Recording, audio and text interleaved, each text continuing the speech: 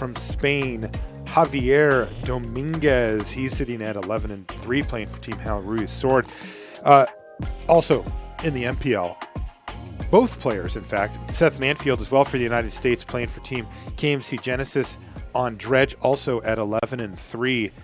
This is an intense moment for both of these players, potentially a career-defining moment. Yeah, absolutely. Two of kind of the best players in the world. Javier Dominguez, the reigning world champion here. Now, if you were to sit down here, by the way, Paul, in this situation, winning in, are you assuming a win would put you in under most circumstances? You know what? Actually, not necessarily here. There's a ton of draws kind of coming into this round. So it might be difficult because it might be kind of hard to figure out, you know, how many of these players with draws get paired against each other or get paired up or paired down. So there could still be a lot of variables. But one thing is almost certain. It's a lose and out. If you pick up that fourth loss, it is extremely unlikely to make it into the top 8. Maybe one person can squeeze in if everybody has to play out the last round.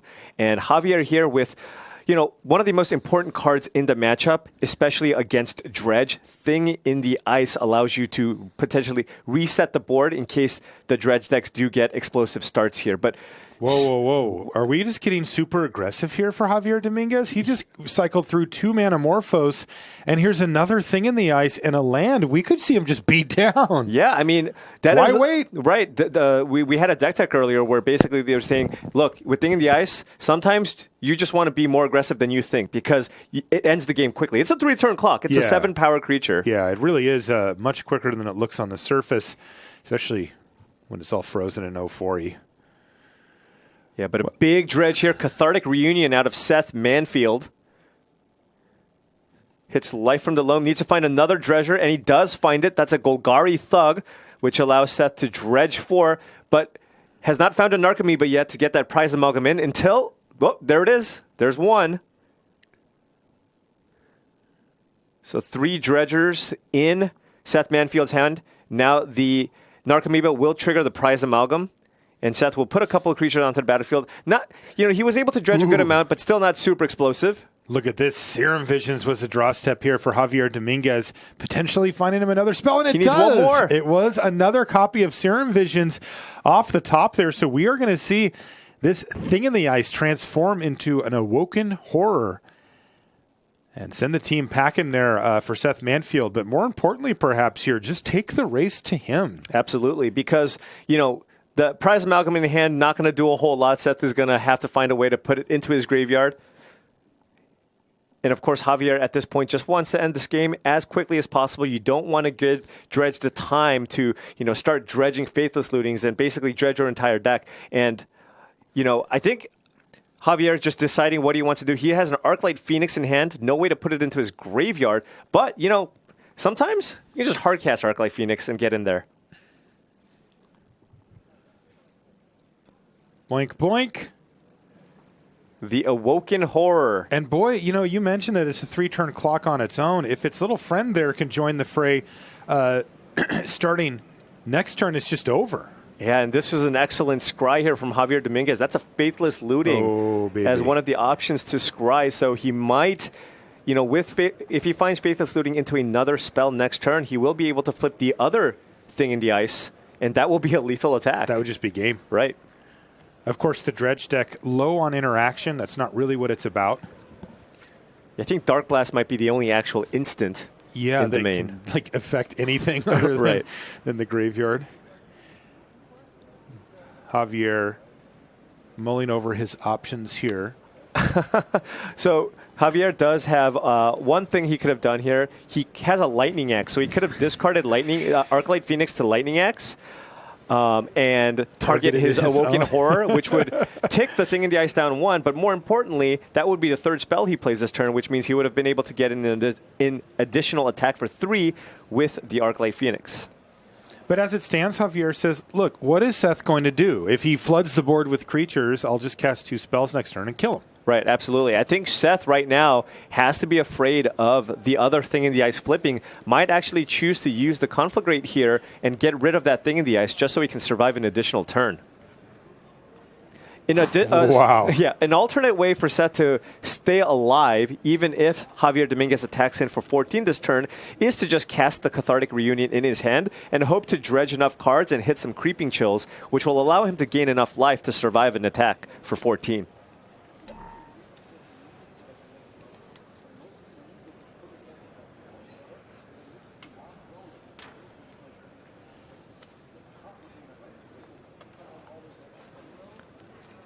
All right. Conflagrate in the yard. He can play the flashback cost of red and discarding X cards. Oh, that's what he's going for here. Now, he does actually have 8 cards, right? Right. And he does have a Prize Amalgam. That's a free card. That's basically a card that he wants to eliminate from his hand. There's a Bloodghast in the yard, so he can discard Prized Amalgam and all of the dredge cards that he has. Okay, so he's going to go just for the 4 on the on the thing in the ice there. Right, then he can play out a land, get that Bloodghast onto the battlefield, which will then trigger the Prized Amalgam in the yard, which then Seth will have in play at the end of his turn. Okay, so Javier Dominguez loses one of his key threats. Oh, Seth doesn't have a land, actually. How is that possible? He had 8 cards in his hand. Okay, well, Faithless Looting. Now, maybe a little bit of a different look here from Javier Dominguez as far as what it is that he's searching for. It's not just about transforming that thing in the ice anymore since it's gone. So I think that's a gut shot in Javier Dominguez's hand. So he can return an Arclight Phoenix if he so chooses. Seems good. He could get in for 10 damage and have that Arclight be lethal. He can actually play Steam Vents here, flashback Faithless Looting, because if he does find an additional Arclight Phoenix, that's a lethal attack because he can use the Gut Shot as the final spell to return the Arclight Phoenixes. He can just pitch the Lightning Axe in hand. So go for that. Javier just wants to find another Arclight Phoenix. Lightning Bolt would also be very good. He did not find an Arclight Phoenix. He found Pyromancer Ascension on land. Yeah, I don't think he necessarily will have time for Pyromancer Ascension, so I think he's probably going to discard it here. But there it is, Gut Shot upstairs, the good old-fashioned way here. So this is an attack. So Seth Manfield is going to go down to 12, and this is an attack for 10. So extremely close here for Javier Dominguez. He just needs to be able to get in one more time with either creature, and the game will be over. Also, as you mentioned, a card like Lightning Bolt would end the game on the spot as well. Right. Seth needs to find maybe some Creeping Chills and Narcomoebas, get something going here. He does find a Narcomoeba, which does have the ability to chump block the Awoken Horror. So that's 7 damage that he can prevent. Can he put another creature into play to block both creatures? Because he is facing down 2 lethal attackers.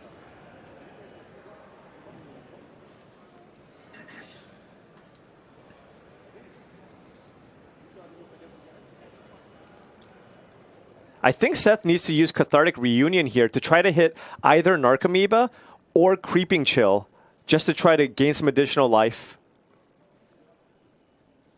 Yeah, he's still facing lethal, so something needs to happen here for Manfield.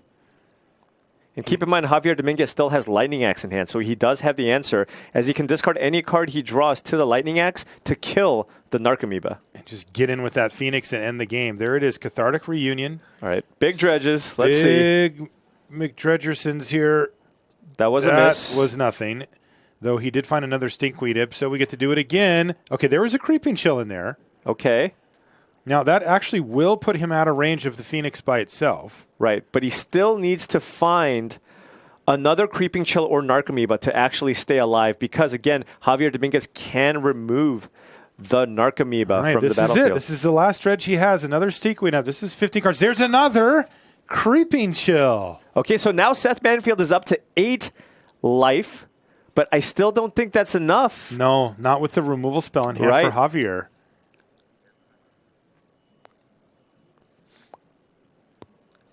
So Seth will be able to put in a few prize amalgams this turn, but given that he's at 8 life, Javier Dominguez simply needs to just kill the Narcomoeba with the Lightning Axe and attack in for 10, which will be lethal.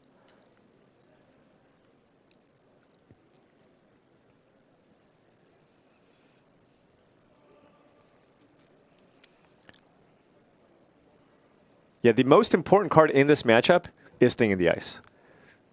And Javier Dominguez knows that it's over. He says, sure, are you done? Is that all you got? Because I got a Lightning X, and I got a draw step coming, and that is going to be lethal for Javier Dominguez, crashing into the red zone and finishing off Seth Manfield in game number 1. He took a very aggressive line with the 2 copies of Thing in the Ice that he had in his opener, and it certainly paid off for him. Looks like he's played this matchup a fair bit and understood his role quite well, and it served him well. That is Javier Dominguez winning game number 1. We're going to have more live Magic action here from London right after these. Congratulations to him, and good luck in the next round. But we're back in action here on our main table. Oh, that's a reasonable start, I think. You know, the old turn 1 Faithless Looting pitch to Arclight Phoenixes. Whoa, that is deal. super scary for Seth Manfield.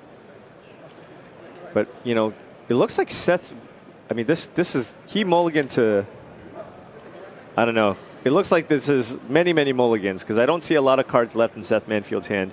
I know we talked about kind of the two decks that got the biggest advantage of this new London mulligan.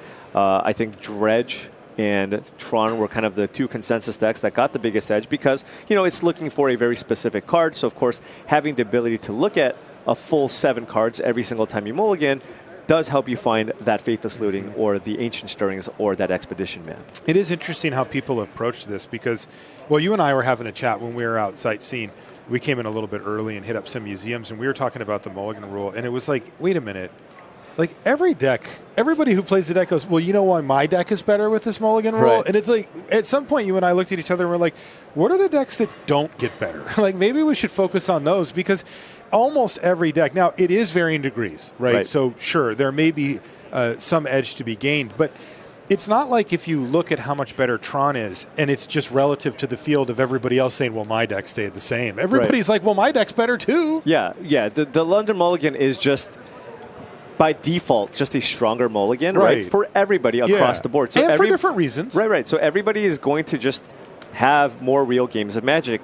However, despite that, the Tron decks do still get a little more of a bump because they are looking for highly specific cards where, sometimes, if you're playing a mid-range deck with a bunch of removal spells, a lot of the hands kind of look very similar. It's like, hey, this Tarmogoyf could easily be a Scavenging Ooze, or, this Inquisition is a Thoughtseize. So, there's a lot of redundancy built into some of the decks. But, for decks like Tron or Dredge that's looking for the Cathartic Reunion, the Shriekhorn, they get a slight edge. But yes, I do agree that every deck does in fact get a lot stronger. So Pyromancer Ascension for Javier Dominguez. He's left those 2 Phoenixes in the graveyard for now, and Seth Manfield is kind of working his way forward. He's got a Bloodghast on the battlefield and a Prized Amalgam in his graveyard already. Yeah, and so the reason why he ran out the Pyromancer's Ascension here is he does actually have 3 spells, but he doesn't have the mana to cast them. So you don't want to just be firing off your card draw effects here on turn 2 because he has those 2 Arclight Phoenixes in the yard. So it's better to just wait until turn 3 to ensure that you can get those Arclight Phoenixes onto the battlefield. Also important to note that, Javier's got to be aware of the matchup, right? And the truth is that Dredge is not the type of deck that just kills you out of nowhere. It's a fairly consistent, hard to interact with deck, outside of graveyard hate, but it is not fast. Right. So he actually has the time to take a turn off here and now start to set up the future. So this is Faithless Looting, and let's not forget, he already has one of those in his graveyard, so that's a counter on Pyromancer Ascension. Yeah, this is... Oh, yeah. How quickly can he get that Pyromancer Ascension online? Because he can just win through that too, right? Oh, absolutely. And look at this. It's a bad sign when your opponent's discarding Serum Visions. Because he has another one, and the Ascension is online already. Now he gets the Scries, and he will now be able to Thought Scour himself and do it twice because he has the 2 counters on the Pyromancer's Ascension. What an explosive turn here from Javier Dominguez. And wait a minute, if he hits more Phoenixes, those will come in too? Yeah, let's just make it 4. Why not? All right, here we go. Let's see if he can do it. Here's Thought Scour number 1 resolving. Draw a card. Here's the copy. Oh, he did actually hit a 3rd Phoenix. Boom, baby. All three of them are going to hit the battlefield. Oh, my goodness. What is Seth Manfield supposed to do? This is active Pyromancer Ascension and triple Arclight Phoenix. This is just one of the best possible starts. He has 2 counters on Pyromancer Ascension and 3 Phoenixes here on turn 3. And guess what? He also has a Surgical Extraction in his hand. Oh. That's 2 Surgical Extractions because of that Pyromancer Ascension. Oh, my goodness. What a beating from Javier Dominguez. Seth Manfield sitting at 11-3, thinking, okay, let's play some Magic. Let's have a nice, fair fight. Good luck to you. And Javier is having none of it. That was an explosive turn 3 for him.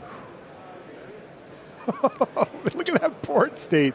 And he's got a grip of cards, too. Let's take a look at what he's working with here in his hand. He's got Thing in the Eye, Serum Vision, Spell Pierce, Thought Scour. Wow. Yeah, so he will have more ways to find cards. And Seth setting up the defenses here with a hard-casted Stinkweed Imp. Not what he wants to be doing. And Javier, you can tell he smells it. He's very, very close to victory here. Sleight of hand lets him dig deeper. He just needs to find a Lightning Bolt here. If he finds a Lightning Bolt, that will get the Stinkweed Imp off the battlefield, and he will be able to attack in for that lethal 9 points of damage. And keep in mind, by the way, Seth with an incredibly slow hand. Yes. He mulliganed, it looks like, at least 3 times to get to where he was, and he did not find Faithless Looting or Cathartic Reunion to kind of get one of those explosive starts. This is one of those extremely lopsided games where one player mulligans and stumbles, and the other just has that perfect draw. And it looks like he's going to go for Manamorphose here. And let's not forget, this now generates extra mana for him and cards. Manamorphose really where you want to be after Pyromancer Ascension gets online. Absolutely. So now Javier's going to have 4 mana available to him with the second copy of the Manamorphose resolving. Probably just thinking about, which colored mana to add here. Sleight of Hand was the draw for the world champion. Probably going to cast the Sleight of Hand. It does let him dig the deepest. By the way, this is a proper MPL fight down the stretch here as well. Of course, these players are going to be seeing a lot of each other over the course of the next year in various battles. Maybe get a little rivalry going, because this is a high-stakes match. Make no mistake about it. The winner of this could be in top 8. Will likely have to consult the pairings board, but still a really good chance for a top 8 here. Javier just really looking for a Lightning Bolt here to finish the game off this turn. That stupid Imp out of the way and win. That's what he's trying to do anyway. He can now Serum Visions, which will happen twice. He can also Thought Scour himself. Maybe he finds Arclight Phoenix number 4. Yeah, if he had that in his hand, he could actually hard cast it right now, too, and win the game that way. He also has Faithless Looting in the graveyard still, which he could flash back. Mm-hmm. But I think he would rather use the 1-mana spells first. Oh, wait, no, never mind. He is going to flash back Faithless Looting. All right. So if he hits a Phoenix here, it will come back and the game will be over. But he didn't. All right, another Faithless Looting here. Don't think he wants Anger of the Gods right now, Paul. That's my expert analysis. Okay. I'm not going to cast that one. And Javier has already played a land for this turn, so doesn't look like he has. I think Seth Manfield might have one extra turn to survive here, because it doesn't look like he found a Lightning Bolt or Arclight Phoenix number 4. Now, what does a sequence look like, though, where Seth actually gets out of this? Because the Arclight Phoenixes will not stay dead, even if they were all to die. Absolutely. And also, Seth can dredge Stinkweed. Maybe something like dredging 4 Creeping Chills. But 3, 6, 9, 12. Okay. But Javier also has Surgical Extraction in hand, I believe. We can take a look at Dominguez's hand here. I don't see it right now, but it looks like he did go through a ton of cards. Yeah. This is a nightmare for the spotter. I do this job sometimes too, and I'll tell you what, Pyromancer Ascension, Jace the Mind Sculptor makes life very difficult. Now we can just get a look there. Oh, that's a Ravenous Trap. Looks like 2 Ravenous Trap. Okay, so not Surgical, but 2 copies of Ravenous Trap here. Yeah, so he can actually fire that off as well. Yeah, and on top of that, he has Spell Pierce up, or double Spell Pierce. So he can't die to, some gigantic Conflagrate out of nowhere either. Right, no Conflagrate, also Creeping Chill, so Yeah, and this is kind of interesting. Javier immediately moving to blocks, and the reason is he can just get these things back. Oh, yeah, it's going to be trivial, especially with that Pyromancer Ascension in play. That's right. So now Javier is probably going to be kind of putting a stop before the second main and still in combat after damage resolves, and maybe wants to use the Ravenous Trap. That's exactly what's going to happen. So here's Ravenous Trap. Traps, I guess, in this case. And the reason to do this now is there is the chance that Seth Manfield plays a fetch land. If he plays a fetch land, he can put the trigger of the Bloodghast on the stack, and if Javier responds with a Ravenous Trap, he can then sack the fetch land to still get that Bloodghast onto the battlefield. And you know what? Seth has a fetch land in his hand, so very clean play there from Javier Dominguez, showing why he's the champ, how he got into the MPL. Look at these defensive Stinkweed Imps, though. Even if Javier is able to get those Arclight Phoenixes in play, I mean, Seth has some defenses set up here. But again, Lightning Bolt, a singular Lightning Bolt is all that's going to take here for Javier to take this down. Also, he does have Anger of the Gods. So if he has land, 2 spells in Anger of the Gods, that'll also be enough. Yeah, he can just get them out of the way. And there it is, a mountain. So here's Anger of the Gods, which is actually going to do even more. And there's 2 spells, and that is the win for Javier Dominguez. One step away from a top 8 here at Mythic Championship 2 in London. Super impressed by him and his play, as I always am. Fantastic stuff from Javier Dominguez, and bittersweet, though, for Seth Manfield. That knocked him out of top 8 contention.